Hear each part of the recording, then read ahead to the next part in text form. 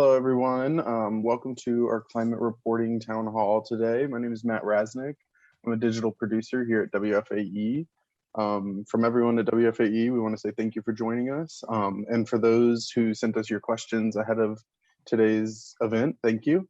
And we look forward to answering some of those. So, David, you are our climate change reporter. How and when did you get interested in reporting on climate change? Well, Matt, I started at WFAE full-time about 6 years ago, and my title at that time was environmental reporter.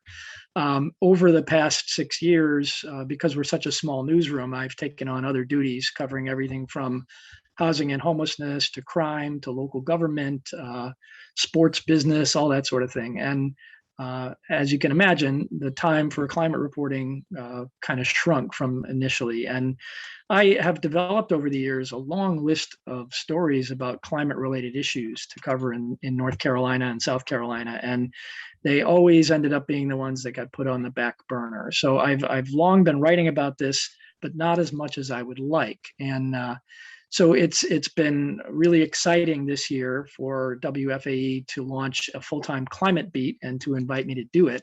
We're able to do that because we've received funding from the One Earth and Salamander funds, which are two local charitable funds here in North Carolina, whose operators are interested in raising the profile of climate change at the local level. They feel as if, and I would agree, that there's a lot of attention paid from a kind of global and national perspective, but not so much at the local perspective. And really, that's what's going to drive it home to folks is seeing how climate change is affecting us on the ground here. So as part of this new beat that I've taken on as of July 1st, we'll be focusing on how climate change is affecting the Carolinas, from flooding to rising temperatures and hotter heat waves to sea level rise, all those sort of things. I'll report on it from an equity standpoint, which is to say I'll be looking at how it affects communities of different backgrounds and income levels. I'll look at government, schools, business, how they're preparing, how they might be affected. It's a story that really infiltrates every possible topic. And I want to say a little bit about why we're here right now. That recent report from the United Nations Intergovernmental Panel on Climate Change, the IPCC, outlined the concern for us. It said basically, unless we do more to limit carbon emissions now, we'll reach a point where climate change can't be stopped. And UN Secretary General Antonio Guterres called the report a code red for the planet.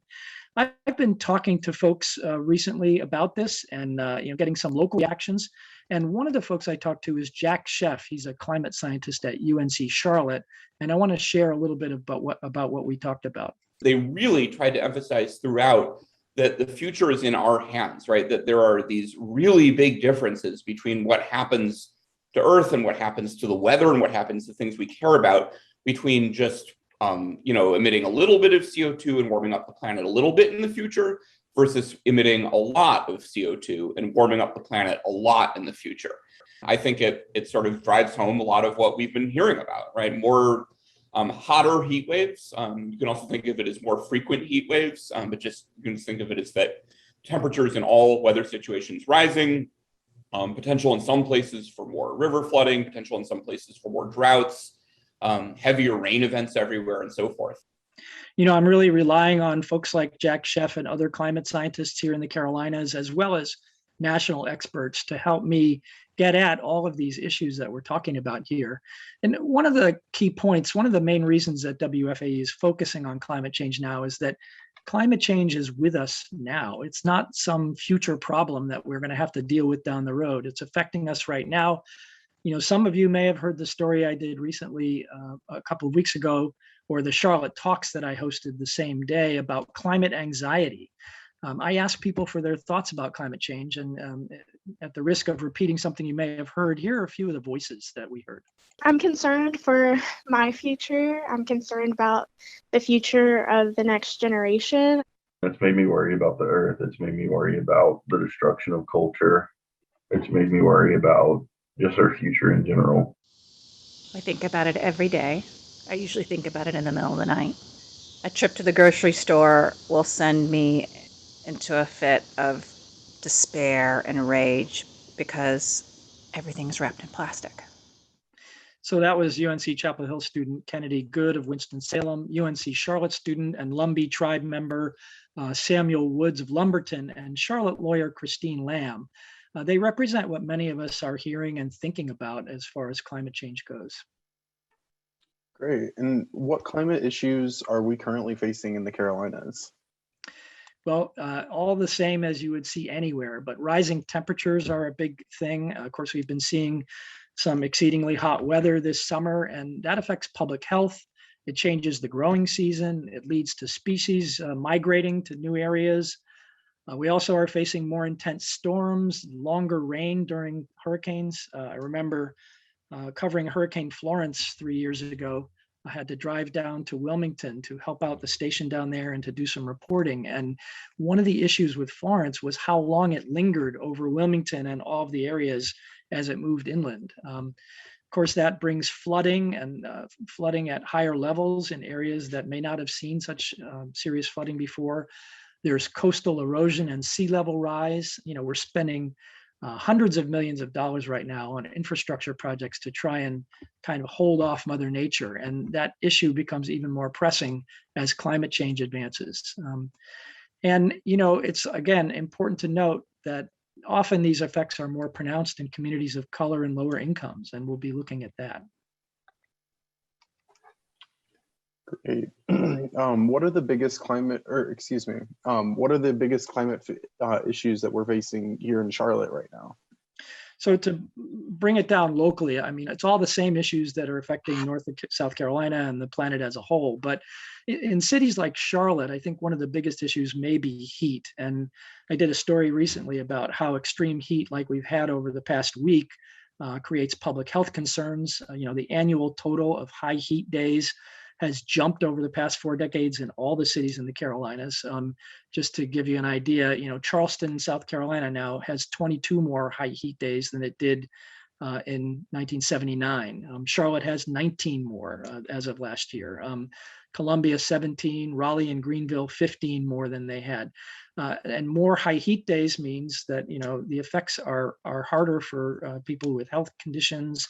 It means we have to prepare for them more. So, you know, on average, I think another study that I read said that cities are 3.5 degrees warmer than surrounding rural areas on average. And, you know, when it gets hot, it gets really hot. So, you know, Charlotte is also affected by flooding, just as some other places are. You may remember last summer when the Sugar Creek overflowed. I think it was in late July, maybe it was in August. And, you know, it went over roads and highways, and it, you know, created traffic concerns. It flooded people's houses. You know, there are some things we are doing about this.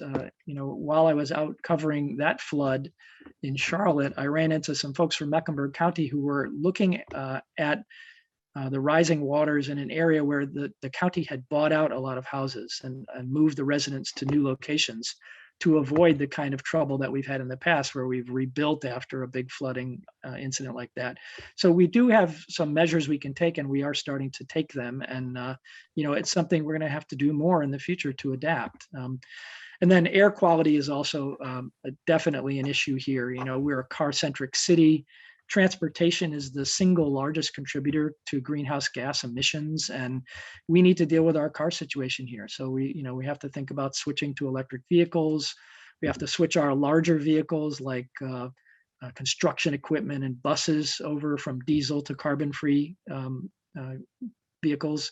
Experts say that we need more incentives and charging stations to persuade people to make the switch. And we are starting a climate change newsletter today at WFAE. It'll come out every week. And if you take a look at that today, if you sign up for it, the lead story in today's newsletter takes a look at how the South is actually lagging when it comes to the rest of the country in terms of adoption of electric vehicles. So. Awesome. And next, how do you find the individual stories that make climate impacts in North Carolina feel more personal? It's a great question. I love it when people ask me about how we do it, because sometimes there's a little bit of a mystery about it, right? So I start out with the big picture story that I want to write, and I ask around. I ask my sources, who's affected by this, and then I ask for their help, lining up somebody who they may know. Sometimes it's as simple as going to the place where this particular thing is happening and knocking on doors or meeting people. Sometimes we put a call out onto our social media through WFAE or my own social media. I'll put out a question saying, is such and such an issue for you? And that, invites people to get in touch with me. In fact, the climate anxiety story and talk show that we did was generated because when I first started the beat a little, on July 1st, we put out a call and we had a message on the air. We had it on our social media asking people, what questions do you have about it? What concerns? And that one of the response to that was that Charlotte lawyer, Christine Lamb, and I had a conversation with her about her concerns. And I said, there's a real story here. So, I use every method that I can get to try and dig up people who would be willing to talk to me. Mm-hmm. And how do you intend to cover equity in the transition to low carbon energy?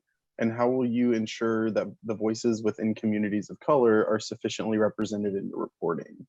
Is another question we received. Yeah, that's a good question. Across WFAE, over the past few years, we have tried to be more conscious of making sure that we are reporting on issues that affect all audiences. And so that has caused us all to be a little more in tune with the idea of looking at these things. And in North Carolina, some climate issues, probably all the climate issues, affect communities of color more. And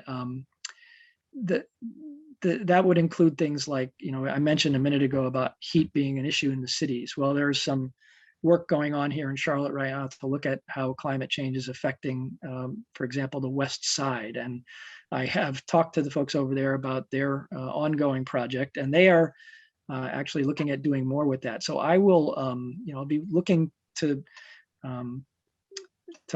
latch on to whatever folks are working on in those areas to try and do that. I mentioned flooding. Flooding is an issue in Eastern North Carolina in particular, and also recently after a previous hurricane came through, it's a flooding in the mountains is an issue. So we'll be looking in those areas for stories that are related to recovering from those things and building resilience and all of those sort of things. So we will be working on that, and it's definitely going to be at the forefront of our coverage. And this question's coming from Richard Green here, who says that we already get a lot of coverage about climate change and the effects of it. And he is interested in wondering what fraction of your work is going to deal with solutions when it comes to climate change. We'll definitely be looking at what they're doing elsewhere. Solutions are an important part of this. And that would include a couple of things. There are a lot of people in government and emergency management who are looking at strategies here. So we'll be looking at the ones that they're looking at. What are they thinking about doing? And then we'll look in other areas as well. So that'll be an important part of it. What percentage? I'm not sure.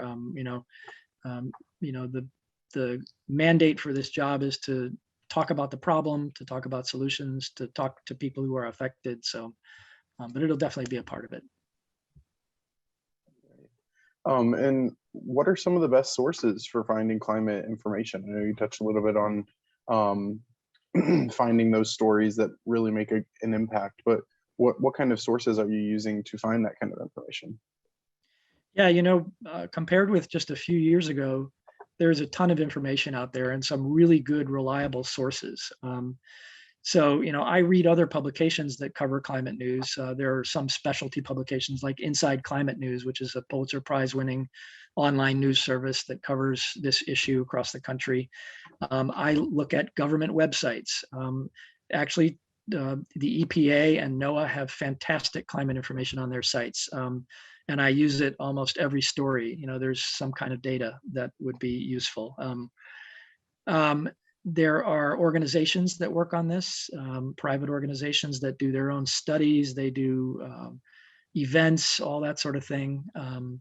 So those are important. And then there's organizations that gather data and analyze data specifically with an eye towards raising public awareness. And so I'm tied in with them as well. And they, in some cases, they're broadly focused on climate, and other cases, they're focused on very specific aspects of things that we're going to cover. So there's a couple of organizations that I follow that are involved with wind energy and solar energy.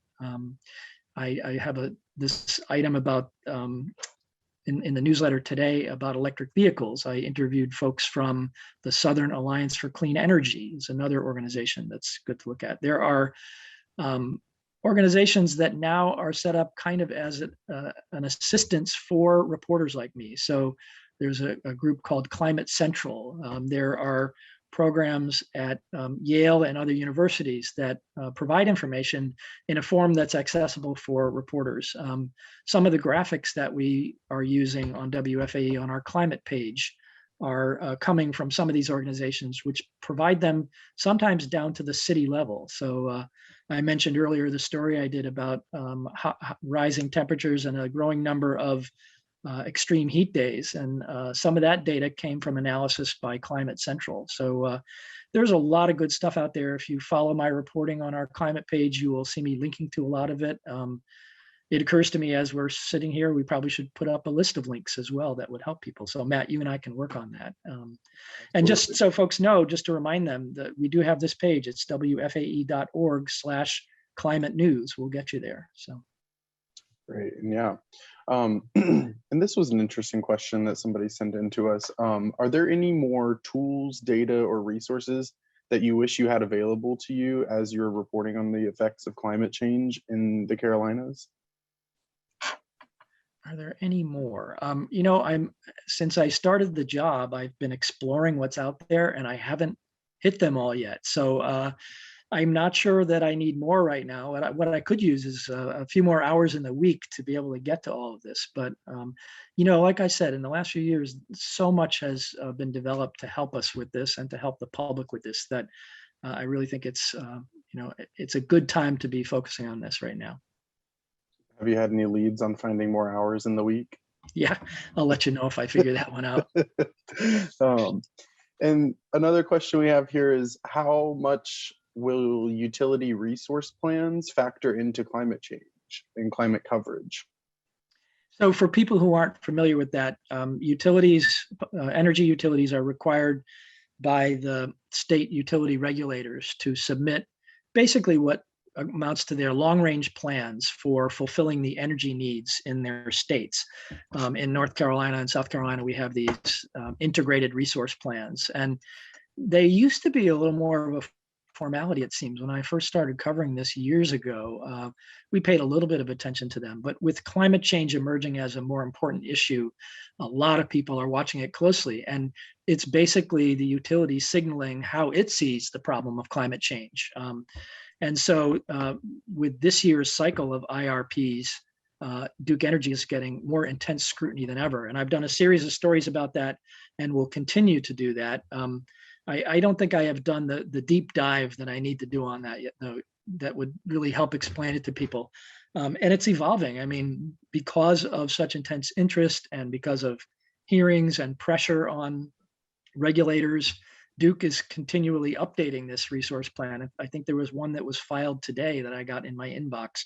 Haven't had a chance to look at it yet, but definitely need to do a deep dive on that to help people understand what those say and what they don't say, because in some cases they appear to be at odds with the public relations campaigns by the utilities. They say one thing, but their integrated resource plan says another. And so we'll have to take a closer look at that soon, especially these updates to the Duke plan that we've had this week. So it's an important topic to keep following. And this is a question I had. What do you see your biggest challenge in covering this new beat? Oh gosh, there are so many stories. It goes back to my original problem, which is I couldn't get to the climate change stories. Now I've got more stories than I can get to.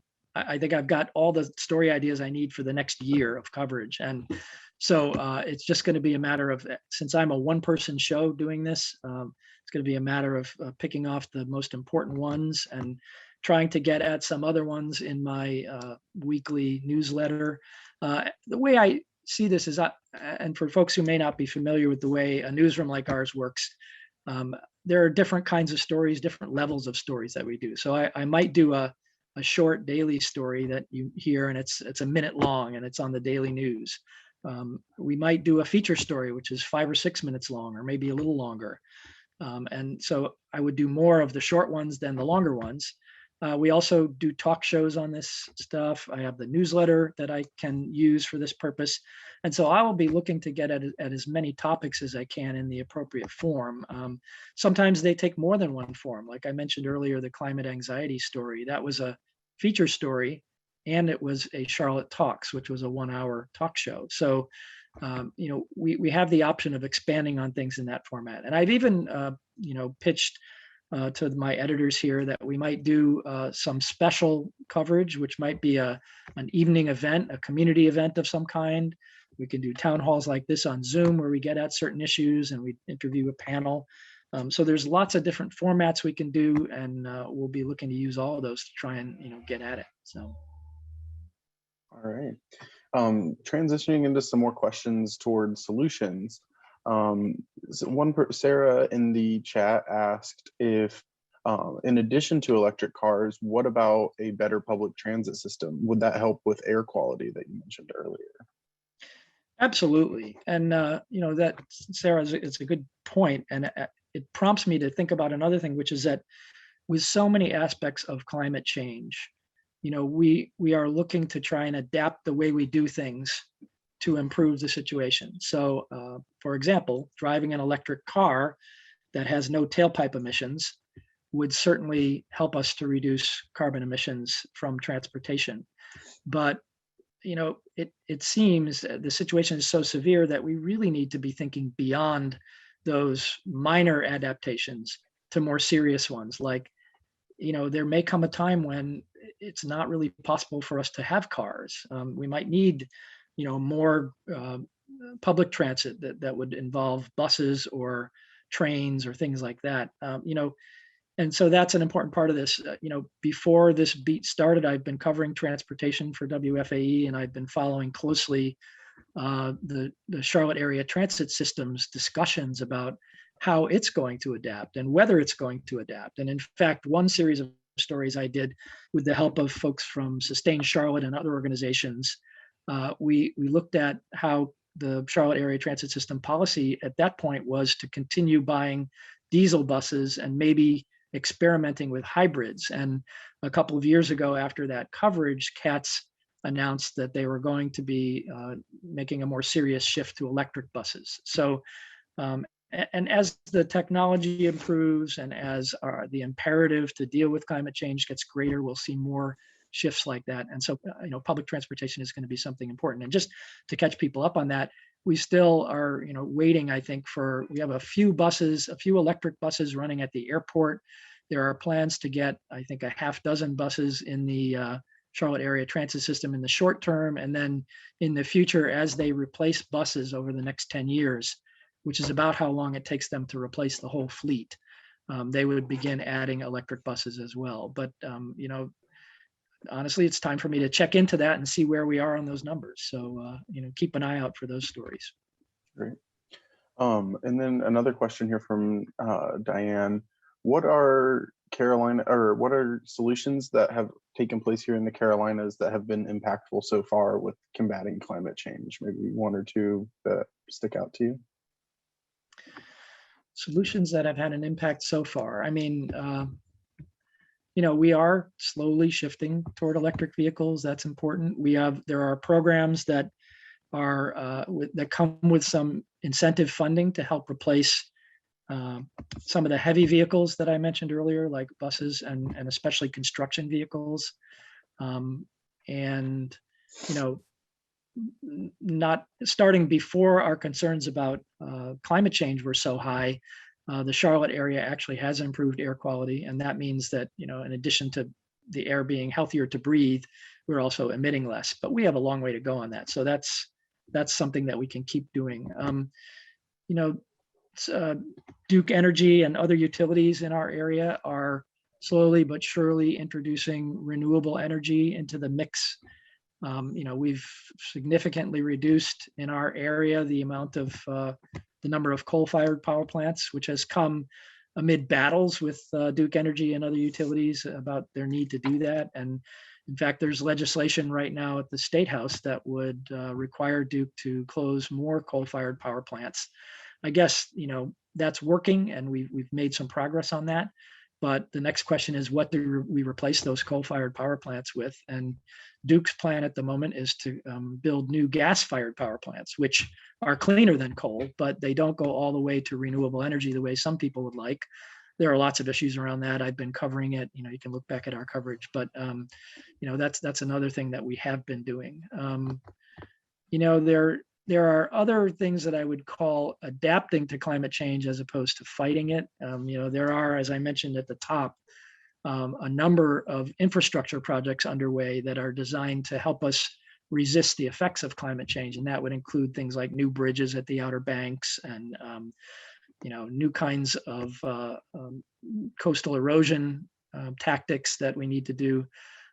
But again, those are adapting to what the situation is now. And there are some who believe that the ultimate solution is going to be not to continue to adapt, but to pull back from some of the things we do now. So, I guess I'm short on answers of solutions that are working right now because we're still in the planning stages when we need to really be in the implementation stage. And what can the North Carolina government do to curb climate change? Can it enact certain policies that can accelerate and accelerate decarbonization efforts? And does our government of North Carolina have a short and long-term range plan addressing climate change? It's a great question, and it's something that I've been covering for about 4 years now. The state government in North Carolina does have a plan in place right now. It began with Executive Order 80 issued by Governor Cooper in 2018, and that is a broad outline for how the state will tackle this issue. It involves ongoing meetings, new positions in state government. There's a governor's climate change council that meets. It's like the department heads, and they're all tasked with coming up with strategies for how they're going to deal with climate change, both within their departments as in their operations, and also in the policies that they might adopt that would help us statewide, throughout the whole population. We have a chief climate officer. Some of the departments now have chief climate officers. We have a state chief resilience officer whose job it is to think about, coming up with strategies that will help us in the event that some of these climate change effects are more serious, like flooding. So all of that is in the works. In addition, local governments across North Carolina and South Carolina are starting to either think about or actually adopt their own climate plans. Here in Charlotte, the city council a couple of years ago adopted the Strategic Energy Action Plan, which sets city goals, just like the state goals, for how much we're going to reduce carbon emissions. It says that we're going to try and shift our entire city fleet of vehicles over to low carbon or zero carbon sources. It talks about all those kind of things. There are regular meetings going on between people both in city government and in the community talking about all of these issues. Again, I think, at least to what I have seen so far, it's mostly still talking about what we might do. There are a few things that have shown up. We are in transition on vehicles and that sort of thing, but there's a lot more to be done there. So, there are similar kinds of city plans in Raleigh, Greensboro, Asheville, Wilmington, places like that, that are also looking at strategies for how the government can do it. Our plans in Charlotte and in some of these other places look at it from what can the city government do itself, and then they look at it from what can we ask the community to do. And that gets into a very dicey area. It's hard for communities to pass rules that will cause people to change their behavior. There are some things we can do, but in many cases we may need legislative approval for passing some of those local rules, and we may need the state to pass some new rules. So there's a lot to be done here. I worked on a project a couple of years ago with Inside Climate News where we looked at this issue across the Southeast, and I think it's time for us to update that now, so as well.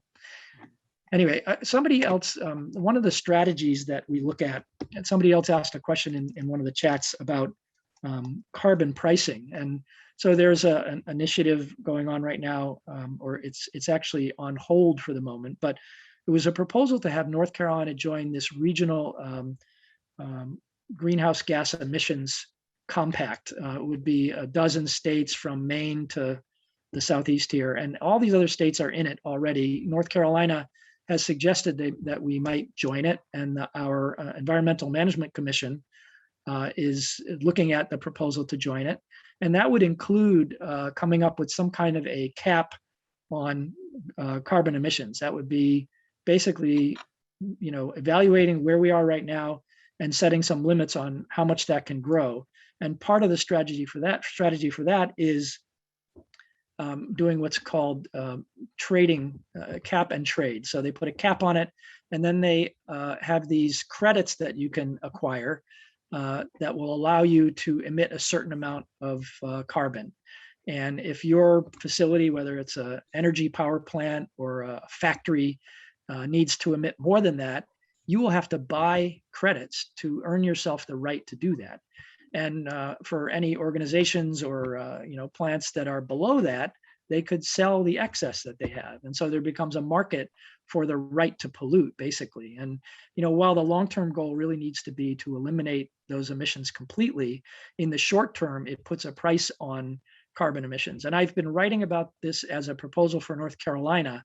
The state legislature is looking at an energy reform bill that will effectively put this on hold until the legislature decides how it wants to move forward with reforming the energy sector. And it's actually a big battle right now. I've been writing about it. It's a battle between, to my view, between environmentalists and Democrats who want to see an open process that leads towards the direction of a cap and trade setup and joining this regional compact, and one by the Republicans, which envisions a more market-based solution and maybe contains fewer explicit limits on what utilities can do, for example, and more of a let's all keep moving in the right direction, but without the kind of proscribed rules that they don't want. So it's something that we'll be watching further.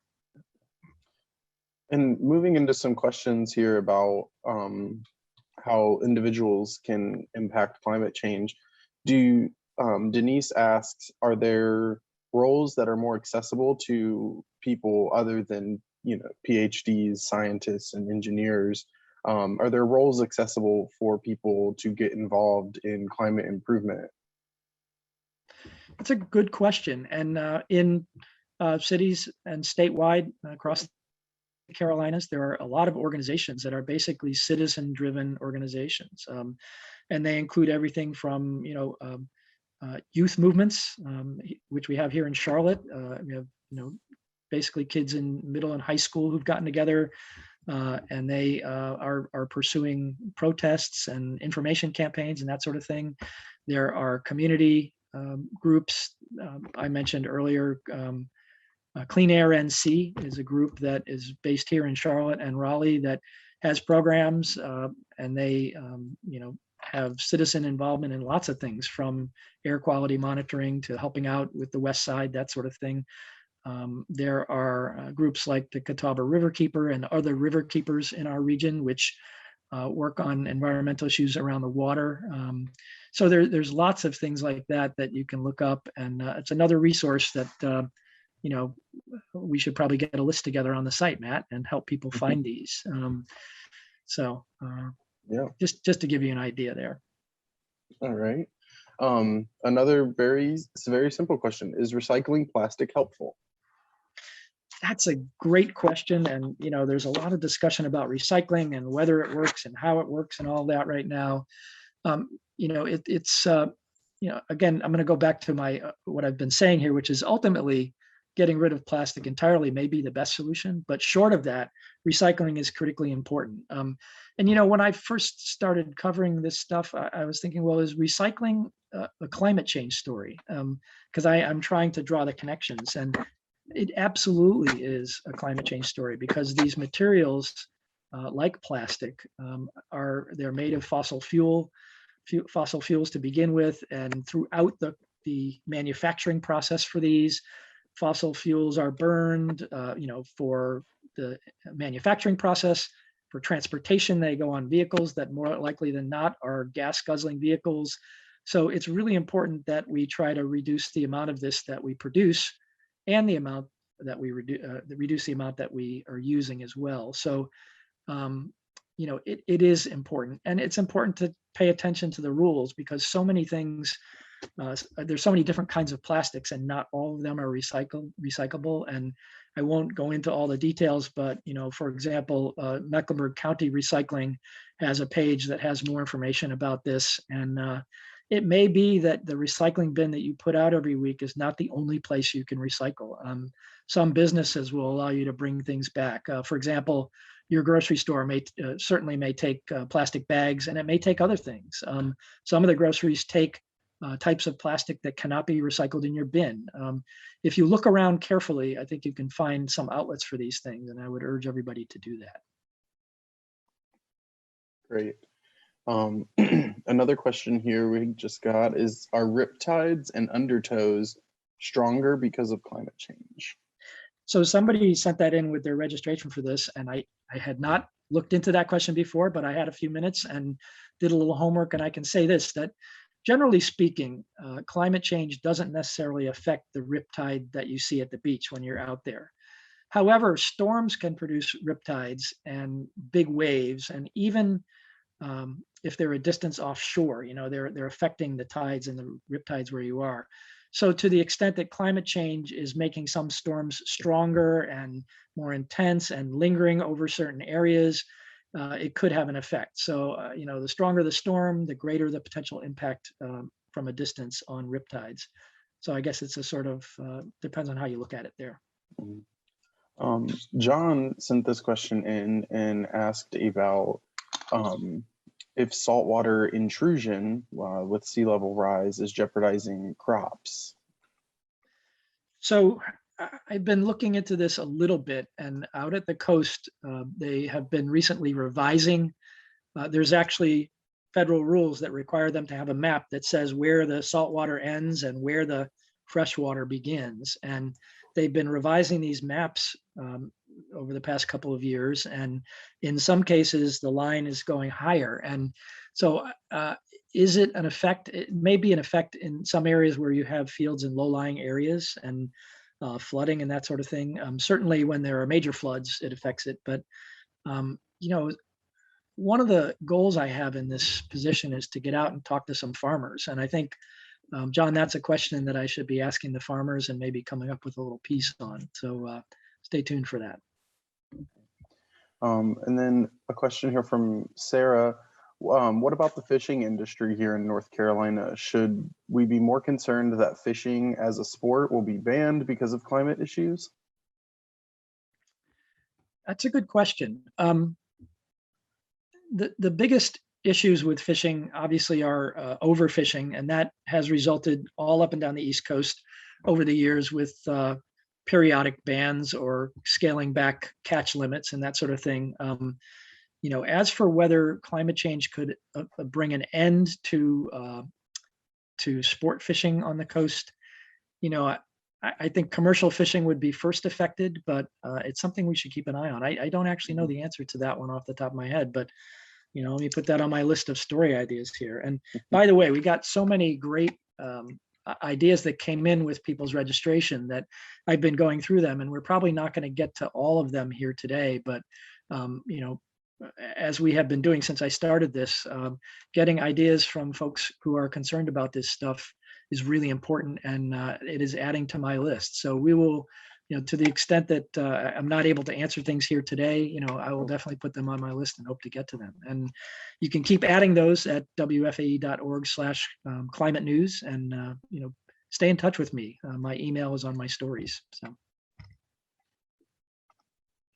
got any more for me, Matt? Sorry about that. I think I cut out for a second, but all right, we have one last question here from Denise, and it's about cities, and does Charlotte have enough in place to help people should it find itself in a place like where New York City is right now with massive flooding?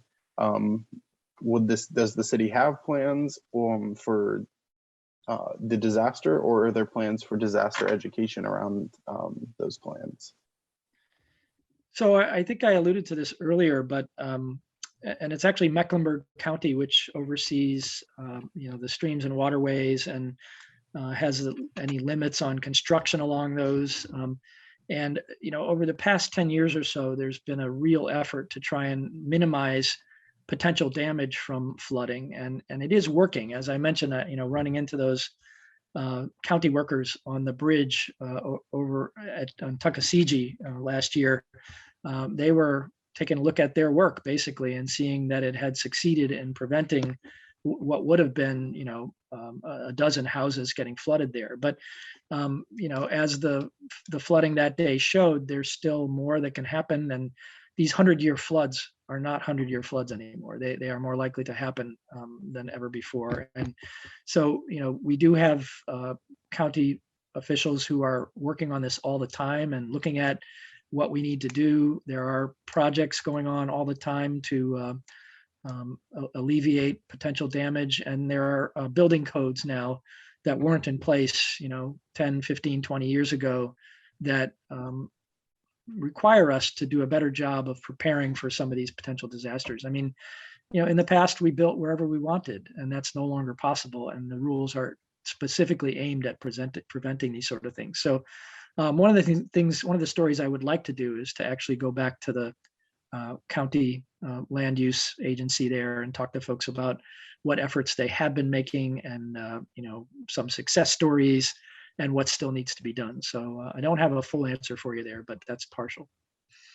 A few people in the Facebook Live chat are asking about the effects of adapting our infrastructure to climate change.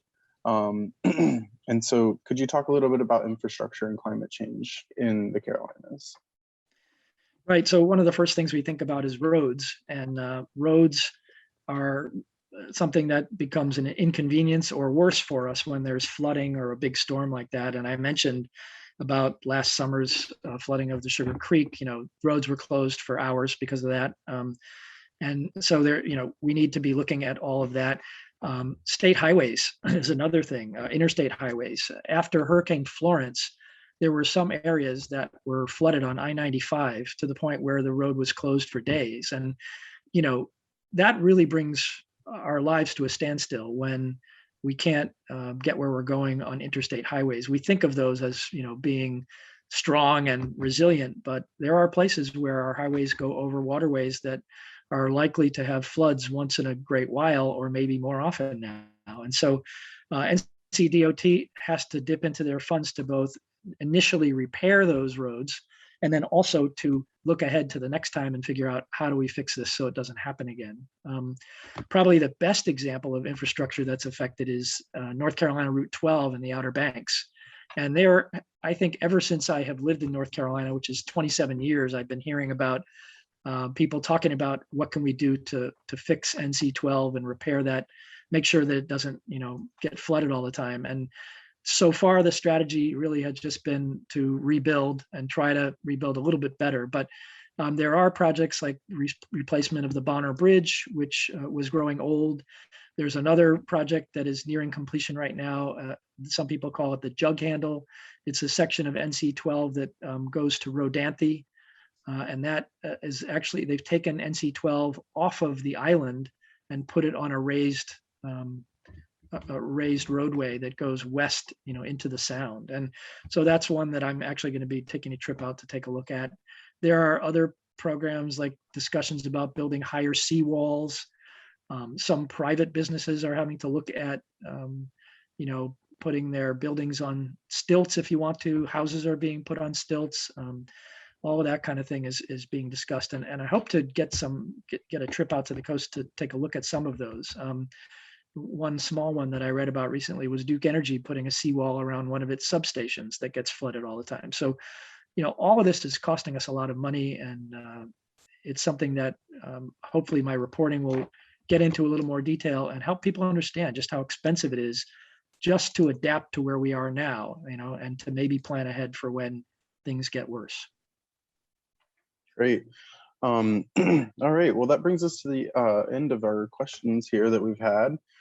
So David, if people think of more questions or want to get in touch with you about certain climate stories, what's the best way for them to reach you? Well, I'd invite you to go to the WFAE.org climate news page. There's a box there where you can put a message into us. You can sign up for our climate newsletter, which comes out weekly starting today. If people want to email me directly, it's dboraks@wfae.org. That's D as in David, B as in boy, ORAKS as in Sam @wfae.org. Get in touch with me by all means, and would love to hear your story ideas. If there's something that you're really concerned about, it might turn into a story, because often I need folks out there to help me understand what are the most important stories to do. So please get in touch.